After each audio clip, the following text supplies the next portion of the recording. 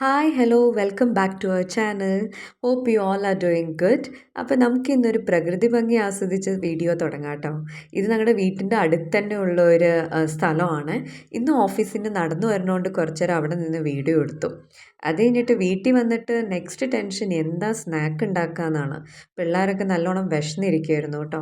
അപ്പോൾ അതാ നമുക്കൊരു ക്യുക്കായിട്ടൊരു സ്നാക്ക് ഉണ്ടാക്കാം. നിങ്ങൾ ടൈറ്റിൽ കണ്ട പോലെ തന്നെ നമ്മുടെ റവ, അതായത് സെമോലിന കൊണ്ടാണ് കേട്ടോ ഉണ്ടാക്കുന്നത്. അപ്പോൾ അതിന് വേണ്ടി ഞാൻ പാനിൽ ഒരു 1½ ഗ്ലാസ്സോളം വെള്ളം ഒഴിക്കുന്നുണ്ട്. ഇപ്പം ഞാൻ ഒരു ഗ്ലാസ്സേ ഒഴിക്കുള്ളൂ. പിന്നെ നടുക്ക് എനിക്ക് മനസ്സിലായി കുറച്ചും കൂടെ വേണമെന്ന്. അതുകൊണ്ട് ഒരു 1-1.5 ഗ്ലാസ്സോളം വെള്ളം എടുത്തോളൂ കേട്ടോ. അപ്പം വെള്ളം നല്ലോണം തിളയ്ക്കണ വരെ വെയിറ്റ് ചെയ്യാം. തിളച്ച് കഴിഞ്ഞിട്ട് ആവശ്യത്തിനുള്ള ഉപ്പ് ഇടുക. അത് കഴിഞ്ഞിട്ട് ഞാൻ ഒരു കുഞ്ഞ് ഒരു ടീസ്പൂണോളം ഓയിൽ ഒഴിച്ചു കൊടുക്കുന്നുണ്ട് കേട്ടോ. അപ്പം ഉപ്പും ഓയിലും ഒക്കെ ഇട്ടിട്ട് അതൊന്ന് നല്ല രീതിയിൽ തിളയ്ക്കുമ്പോഴേക്കും ആവശ്യത്തിനുള്ള ഒരു 1/2 ഗ്ലാസ്സോളം റവ എടുത്തിട്ടുണ്ട്.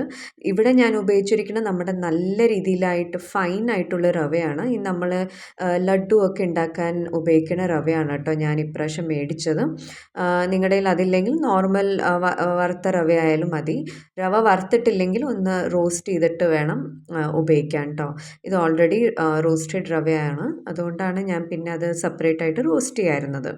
അപ്പോൾ അത് നല്ലോണം നല്ല രീതിയിൽ മിക്സ് ചെയ്ത് എടുക്കുക. അതിൻ്റെ ഇടയ്ക്ക് എനിക്ക് ഇച്ചിരി വെള്ളം കുറവാണെന്ന് തോന്നിയോണ്ടാണ് കേട്ടോ ഞാൻ ഒരു അര ഗ്ലാസ് പോലും ഉണ്ടായിരുന്നില്ല, വെള്ളം കുറച്ചും കൂടെ ഞാൻ ഒഴിച്ചു.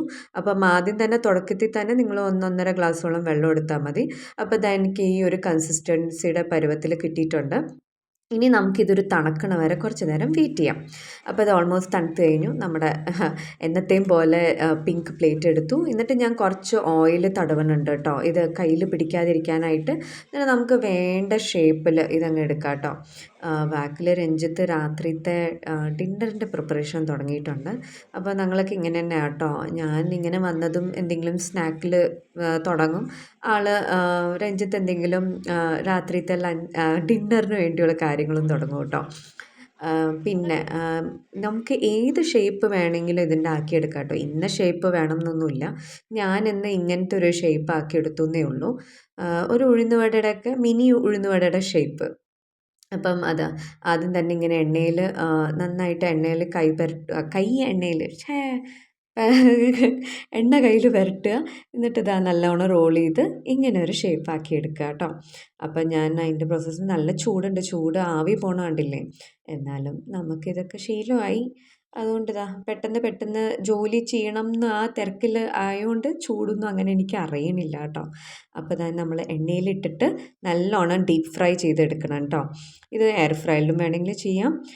അത് കഴിഞ്ഞിട്ട് ഞാനിവിടെ പെപ്രിക്ക സ്വീറ്റ് എടുക്കുന്നുണ്ട്. നിങ്ങൾക്ക് വേണമെങ്കിൽ കുറച്ച് മുളക് പൊടി, നമ്മുടെ കാശ്മീരി ചില്ലിയൊക്കെ ഇല്ലേ, അത് വേണമെങ്കിൽ ഇടാം.